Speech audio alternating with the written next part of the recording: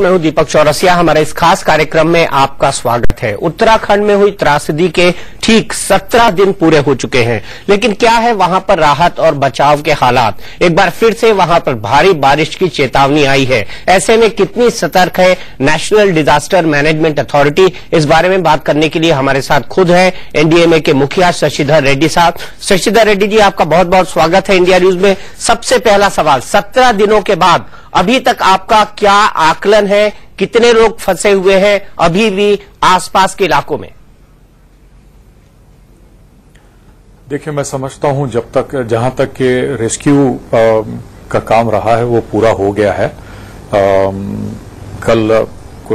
कल की ये खबर थी कि वहां कुछ स्थानीय लोग बद्रीनाथ पर, ये आखिरी जगह बद्रीनाथ से यात्रियों को हटाया गया था और सबसे प्राथमिकता इस बात की थी कि जो ऐसे हालात में लोग फंसे हुए थे वहां पर खाने पीने की व्यवस्था पहुंचाने की भी दिक्कत होती थी, वहां कोई और वहां उनकी सहूलत नहीं होती थी। उन जगहों से पहले बचाते हुए आखिर में हरसिल और बद्रीनाथ पे लोग, क्योंकि हरसिल में आर्मी वाला कैंप हुआ था, बेस कैंप था, वहां पर खाने पीने की व्यवस्था और कुछ मेडिकल व्यवस्था वगैरह भी थी, और बद्रीनाथ में सबसे आखिर में वहां से लोगों को हटाया गया। स्थानीय लोग कभी 200-300 लोग वहां से हटने की उन्होंने इच्छा प्रकट की थी। तो मौसम जैसे खुलेगा वहां पर उन लोगों को भी, खासकर महिलाओं और बच्चों की ज्यादा संख्या है, उनको भी वहां से हटाने का काम होगा। और बाकी राहत की मतलब इस तरह से रेस्क्यू ऑपरेशन, मैं समझता हूं कि आज तक की सबसे बड़ी चुनौती थी देश के अंदर कोई ऐसी आपदा में इतनी बड़ी संख्या, मतलब इससे बड़े हमने किए हैं। मतलब तूफान और बाढ़ की स्थिति में मतलब 6.5 लाख लोगों को, 5.5 लाखों को आंध्र में किया था, लेकिन इतनी चुनौती भरी एक पहाड़ी इलाका, वहां के सड़क यातायात पूरी तरह से ध्वस्त हो गए थे और मौसम की खराबी की वजह से हवाई जहाज, हेलीकॉप्टर्स का भी वहां आना जाना में दिक्कत हो रही थी। तो इतनी बड़ी चुनौती मैं समझता हूं जिस तरह से हमारी सेना, हमारी वायुसेना, आईटीबीपी और खासकर हमारे NDRF, national disaster response force के लोगों ने काम किया है, पूरा देश उनकी सराहना करती है, उनको सलाम करती है। रेड्डी साहब, आपने कहा कि रेस्क्यू का काम पूरा हो गया है, लेकिन स्थानीय लोग अभी किन किन इलाकों में फंसे हुए हैं और उन स्थानीय लोगों के लिए क्या योजनाएं हैं? क्योंकि स्थानीय लोगों की भी ये शिकायतें हैं कि जो लोग बाहर से आए हैं उनको तो निकालने में मदद की जा रही है, लेकिन स्थानीय लोगों तक मदद नहीं पहुंच पा रही है। स्थानीय लोगों के लिए आपके पास क्या एक्शन प्लान है? नहीं, स्थानीय लोगों के लिए मतलब जो वहां पर ज्यादातर सड़कें खराब हुई थी उसमें काफी कुछ सुधार हुआ है। मैं समझता हूं 2300 के करीब गांव थे जो पूरी तरह से कट ऑफ हुए थे। अभी 760-70 के करीब ऐसे गांव हैं जहां कनेक्टिविटी, ये मतलब 3 दिन पहले के आंकड़े हैं, कनेक्टिविटी वहां पर एस्टैब्लिश नहीं हुई थी। पिछले दिनों में हम जब गृह मंत्री शिंदे जी के साथ हम देहरादून में थे तो वहां पर पूरी तरह से उनके, क्योंकि जहां पर कनेक्टिविटी कटी हुई है वहां जो एसेंशियल कमोडिटीज, खाने पीने की वस्तु, गैस, केरोसिन, ऐसे चीजों को पहुंचाने में दिक्कत आएगी। उसी को ध्यान में रखते हुए वायुसेना के हेलीकॉप्टर्स को वहीं पर और कुछ दिन रहने के लिए कहा गया है। और ये भी बॉर्डर रोड्स ऑर्गेनाइजेशन से भी ये भी कहा गया है कि मतलब खच्चर वाला रास्ता, खच्चर चलने के लिए रास्ता हो, या कुछ आदमी वहां मतलब फुटपाथ जैसा कुछ, जहां भी मतलब सड़क पूरी तरह से खराब हुआ है वहां पर कम से कम ये सुविधा हो। लेकिन जब तक ये सुविधा पूरी तरह से मतलब एस्टैब्लिश नहीं होगा तब तक हवाई जरिए, हेलीकॉप्टर्स के जरिए एसेंशियल कमोडिटीज को वहां पहुंचाने का इंतजाम चलेगा। आंकड़े कहते हैं लगभग 170 गांव इस वक्त खाने के संकट से जूझ रहे हैं। एसेंशियल सप्लाईज की आपने बात की है, उससे जूझ रहे हैं। क्या इन तमाम 170 गांवों तक वायुसेना के जरिए पहुंचने की एनडीएमए की योजना है रेड्डी साहब? नहीं, अभी देखिए, ये जो रिलीफ रेस्क्यू का काम हो या रिलीफ का काम हो, जो रिस्पांस का काम होता है कोई आपदा आने पर, यह स्थानीय प्रशासन और राज्य सरकार की जिम्मेदारी होती है। एनडीएमए की तरफ से हमारे एक सदस्य वहां पर गृह मंत्रालय ने उनको नियुक्त किया है कोऑर्डिनेट करने के लिए, चाहे वो केंद्र के अलग अलग एजेंसीज हों या राज्य सरकार और केंद्र सरकार के बीच में मतलब जल्दी कोई डिमांड्स आती हैं। पिछले दिनों में वहां चावल की सप्लाई के लिए डिमांड आई थी और केरोसिन मिट्टी का तेल का भी मतलब वहां रिक्वायरमेंट था। तो इन सब चीजों को मतलब तेजी से काम करवाने के लिए एक कोऑर्डिनेटिंग व्यवस्था वहां पर है और पूरी तरह से मतलब एक ही दिक्कत आएगी अगर मौसम साथ नहीं दिया, लेकिन उससे हटकर सारे संसाधन वहां पर तैयार हैं और हेलीकॉप्टर्स हैं, मतलब वहां पर सारे स्टॉक्स भी तैयार हैं और कोई ऐसी जगह नहीं होगी जहां पहुंचने में हर गांव तक पहुंचने की पूरी कोशिश रहेगी और मौसम थोड़ा सा साथ दे तो मतलब इस काम को अच्छी तरह से किया जाएगा। मेरा सवाल ये था आपसे कि क्या एसेंशियल सप्लाईज को इन गांवों तक पहुंचाने का काम राज्य प्रशासन का है या एनडीए में इसके लिए एक नोडल एजेंसी होगी? नहीं, देखिए कहीं भी मतलब कोई आपदा आती है तो प्राथमिक जिम्मेदारी राज्य सरकार और जिला प्रशासन की होती है और जो भी एनडीएमए को अगर कोऑर्डिनेट करना होता है तो जरूर करेंगे। अब जैसे कभी रिलीफ के लिए मतलब अगर कोई खाने पीने की चीजों को छोड़ करिए तो मतलब सेंट्रल गवर्नमेंट से केंद्र सरकार से वहां पर उनको उपलब्ध किया जा रहा है जो भी मतलब उनकी रिक्वायरमेंट है, केरोसिन की, मिट्टी के तेल का या मतलब राइस या वीट, गेहूं वगैरह जो भी केंद्र सरकार से जो भी मांग होगी वो केंद्र सरकार से मिल जाएगा। लेकिन जब रिलीफ की बात होती है, अगर कई और भी लोग जैसे वहां कोई ब्लैंकेट्स की जरूरत होती है तो ऐसे चीजों में और कोई ऐसे वस्तुओं की जरूरत होती है खाने पीने की, तो इसमें मतलब एनडीएमए भी कोऑर्डिनेट करती है। लेकिन राज्य सरकार की एक वहां पर एक व्यवस्था है ये सारे रिलीफ को रिसीव करने के लिए, वहां एक उच्च अधिकारी को इसके जिम्मेदार बनाया है। तो मतलब पूरी तौर पर राहत और के काम का सारा जिम्मेदारी राज्य सरकार का होता है। रेड्डी साहब, एक बड़ा सवाल यहां पर यह है कि आंकड़ों को लेकर अभी भी बहुत संशय की स्थिति बनी हुई है। एनडीएमए के अनुसार कितने लोगों को निकाला गया है, कितने लोग लापता हैं? आपके पास आधिकारिक आंकड़ा क्या है? क्योंकि यूएन की रिपोर्ट का हवाला देते हुए आपने भी लगभग 11,600 लोगों के लापता होने की बात कही थी। अब तक 17 दिन के बाद स्थिति काफी क्लियर हुई होगी, क्या है आधिकारिक आंकड़ा? आधिकारिक आंकड़ा कल शाम तक जो बताया था उनके उत्तराखंड राज्य सरकार की जो रिपोर्ट थी उसमें सिर्फ 3,500 की बात कही गई और उससे हटकर मैंने कल बताया था कि कोई एनजीओ ने मतलब वहां डिस्ट्रिक्ट वाइज वहां के आंकड़ों को जोड़ते हुए एक फिगर आंकड़े बताए, तो टोटल 11,600 वाली बात जो लापता लोगों की बताई गई है, इसका उल्लेख इसी को मतलब इसी सोर्स को लेकर यूएन वालों ने शायद उनके अपने रिपोर्ट में उसके बारे में बताया है। लेकिन ये खुल के आएगा मतलब बाहर के लोगों की मतलब एफआईआर जहां भी दर्ज किए जा रहे हैं पूरे देश से जो यात्री वहां आते गए हैं, उस एफआईआर के आधार पर सभी आंकड़ों को जोड़कर राज्य सरकार अपनी एक फिगर्स तैयार कर रही है।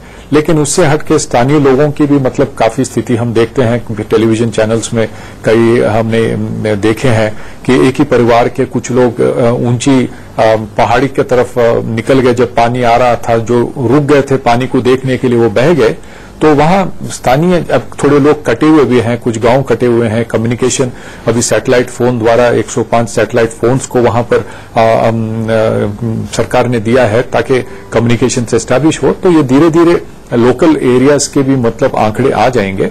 और मैंने ये भी सुना है कि वहां पर एक तो मतलब हमारे यात्री हुए जो देश के विभिन्न राज्यों से वहां पर पहुंचते हैं और स्थानीय लोग हैं, इनसे हटकर कुछ ऐसे लोग हैं वहां पर काम करने के लिए आते हैं जैसा वो खच्चर चलाने के लिए या मतलब जो आने वाले यात्रियों के लिए काम करने के लिए काफी बड़ी तादाद में ये लोग भी आते हैं। तो आंकड़ों से न इनकी कहीं गिनती मतलब रजिस्टर्ड नहीं होगी, मतलब कहाँ कितने लोग पहले से काम करते आए हैं, कुछ एस्टिमेट जिला प्रशासन के पास होगा।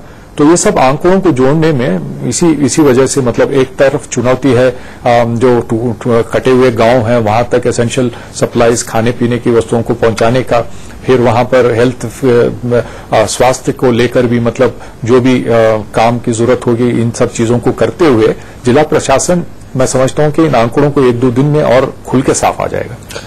रेड्डी साहब, क्या मास क्रिमेशन जो चल रहा है उसमें भी एनडीएमए का कोई रोल है? जो नेशनल डिजास्टर रिलीफ फोर्स है वो भी क्या स्थानीय प्रशासन की मदद कर रही है इस काम के लिए?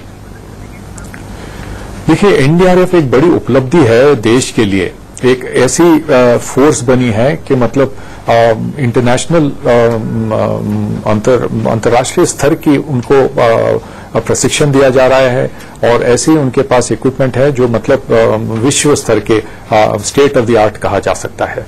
तो मतलब वहां पर आज जो मलबे के नीचे दबे हुए शव को निकालने वाली एक बड़ी चुनौती वहां पर है केदारनाथ के पास, और हमने राज्य सरकार को पूरी तरह से आश्वासन दिया है जितनी भी टेक्निकल सपोर्ट होनी चाहिए, जितनी भी एडिशनल मैन पावर की उनको इस काम में टेक्निकल एडवाइस और वहां के इक्विपमेंट भी देने के लिए, और जहां भी मतलब चलकर, क्योंकि सेना अभी ये स्थिति रेस्क्यू का पूरा हुआ है लगभग, तो सेना और आईटीबीपी के लोग अपने जो जिम्मेदारी होती है उनकी जो दिन के उनके जो रेगुलर जिम्मेदारी होती है उसमें चले जाएंगे, मगर एनडीआरएफ के लोग जितने भी मतलब तादाद में अगर राज्य सरकार को जरूरत पड़ती है तो एनडीआरएफ वहां पहुंचेगी और ये काम जब तक पूरा नहीं होगा वहां पर उनके साथ मिलकर काम करेगी।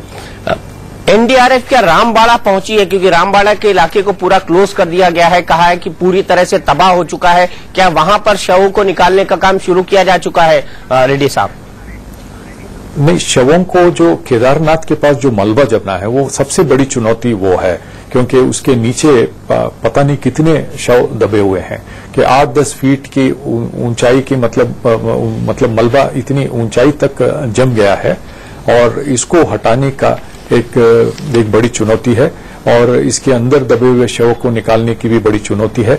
वैसे और कहा जाता है कि रामबाड़ा इन इलाकों में काफी बड़ी तादाद में शव है, मतलब एक तो इनको मतलब इनके दहन संस्कार करने के लिए भी मतलब काफी चुनौती सामने आ रही है, और जो भी इनकी क्रिमेशन होगी उससे पहले उनके डीएनए टेस्ट के लिए सैंपल वगैरह निकालने की भी व्यवस्था है। अभी रेड क्रॉस ने वहां पर शव के जो बैग होते हैं 1500 ऑलरेडी भेजे हैं और केंद्र स्वास्थ्य मंत्रालय ने और 2000 बैग वहां 500 बैग और वहां पर भेज रहे हैं। तो ये वहां टेरेन, वहां की मतलब मौसम की खराबी, पहुंचने में दिक्कत, ये सारे इतनी बड़ी चुनौतीपूर्ण स्थिति है, तो इसको इससे निपटने के लिए मतलब काफी कुछ संघर्ष करना पड़ रहा है। रेड्डी साहब, 17 दिन हो चुके हैं, ऐसे में हम समझ सकते हैं कि जो पार्थिव शरीर होंगे उनकी हालत क्या होगी। ऐसे में क्या उनके डीएनए सैंपल निकालना संभव होगा मेडिकल ढंग से और टेक्निकल ढंग से? नहीं, जो डीएनए फिंगरप्रिंटिंग वाला सेंटर है वहां के जो लोगों के एडवाइस के हिसाब से अभी बताया गया है कि डॉक्टर्स मेडिकल टीम्स लगे हैं डीएनए टेस्टिंग के लिए। सैंपल्स निकालने का जो स्टैंडर्ड तरीका है उसको फॉलो कर रहे हैं, और ये मतलब इतने दिन होने के बाद भी बताया जाता है कि डीएनए टेस्टिंग के लिए जो भी रिक्वायरमेंट सैंपल होगा वो मिल जाएगा। ये एक अच्छी राहत की खबर है उन परिवार वालों के लिए जो अपनों को खोज रहे हैं। अभी तक कितने कुल शव रिकवर हो पाए हैं ऑफिशियली? आपके पास क्या फिगर पहुंचा है रेड्डी साहब?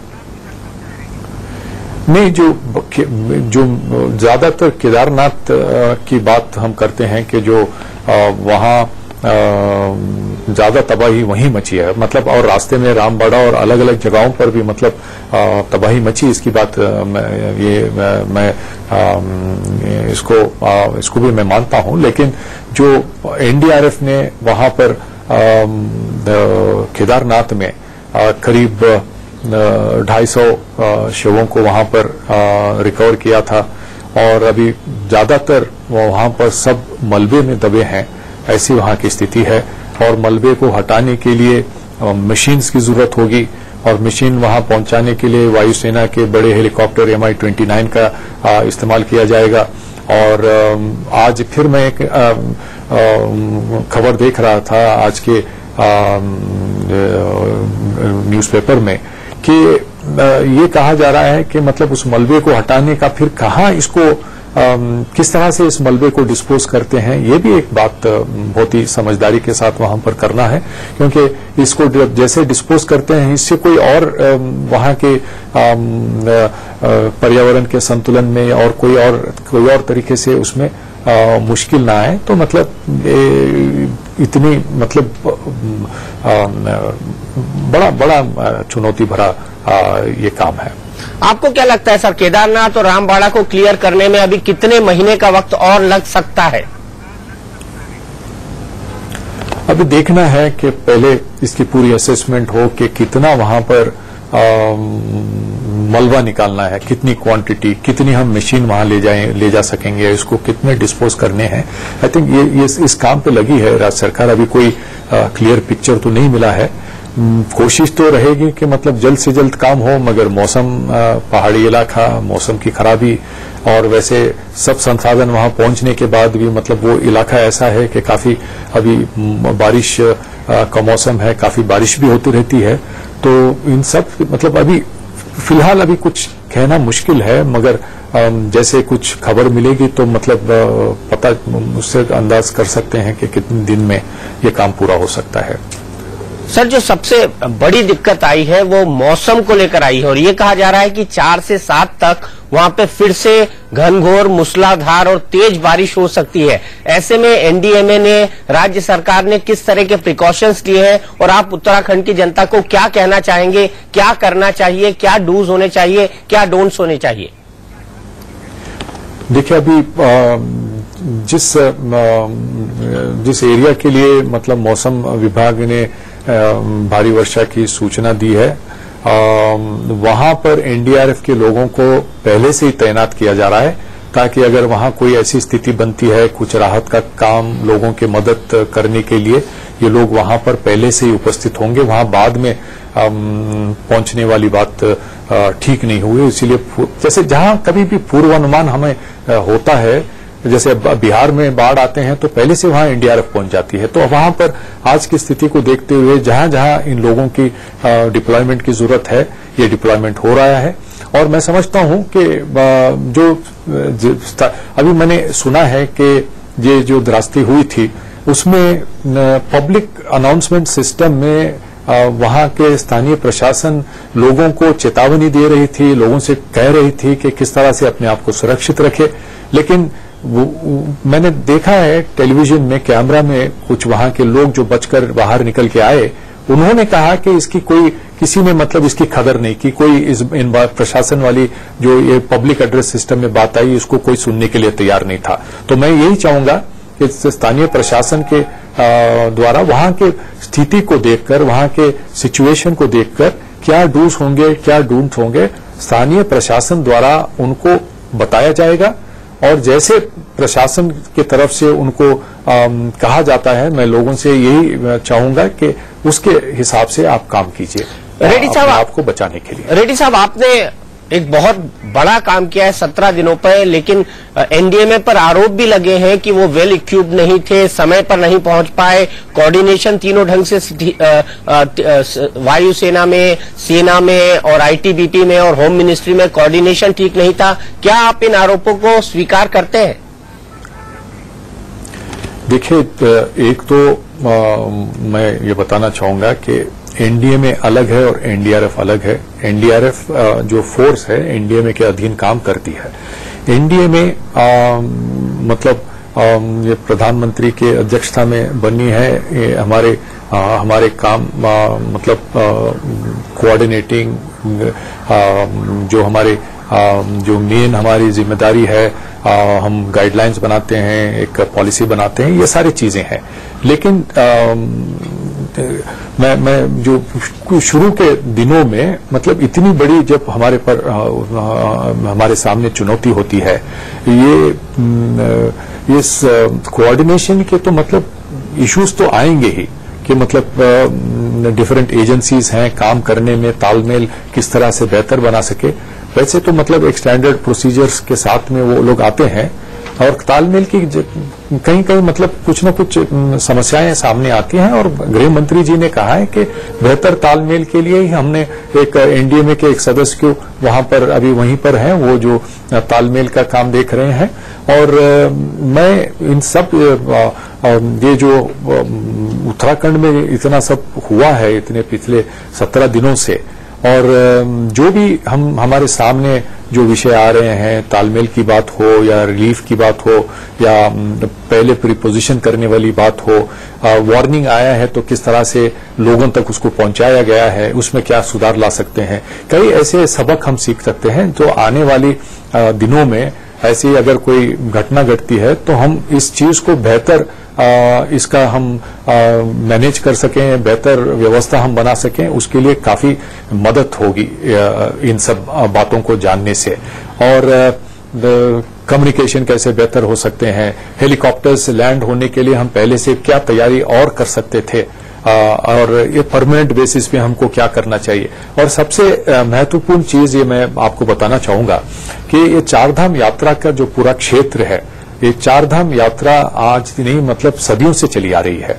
एक परंपरागत ऐसी है, मतलब देश के पूरे राज्यों से लोग बड़ी श्रद्धा के साथ वहां पर आते हैं।